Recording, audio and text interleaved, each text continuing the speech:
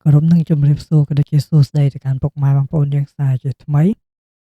សម្រាប់ថ្ងៃនេះដែរគឺជួបគ្នាជាមួយនឹង admin ម្ដងទៀតហើយបងប្អូនយើង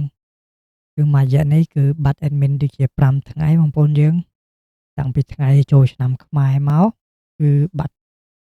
បែកបងប្អូនយើងប្រហែលថ្ងៃឥឡូវនេះគឺ admin បានត្រឡប់មកជួបបងប្អូនយើងម្ដងទៀតហើយ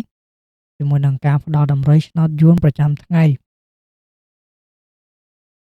ឥឡូវបងប្អូនយើងកុំឲ្យខាតពេលវេលាយើងយូរយើងចូលទៅកាន់តម្រុយទាំងអស់គ្នាតែម្ដងទៅបងប្អូនសម្រាប់ខ្ទង់អូសសម្រាប់ខ្ទង់អូសមានកៅ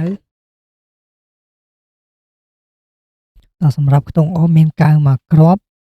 សម្រាប់មួយគ្រាប់ទៀតមាន30ឥឡូវយើងមើលទៅកាន់2លេខសម្រាប់2លេខ admin ឲ្យ49 49ម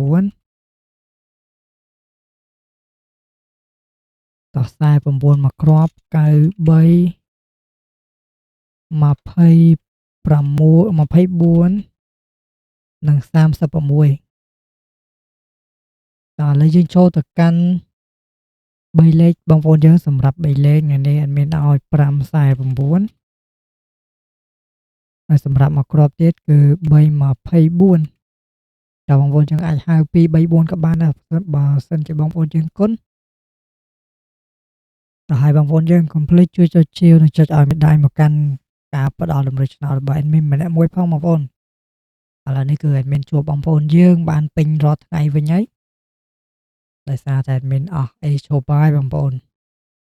ហើយជាចុងក្រោយមានក៏សូមជូនពរទៅកាន់ពុកម៉ែបងប្អូនយើងទាំងអស់គ្នាហេងគ្រប់ម៉ោងចូលទាំងអស់គ្នាបងប្អូន admin សូមជម្រាបលា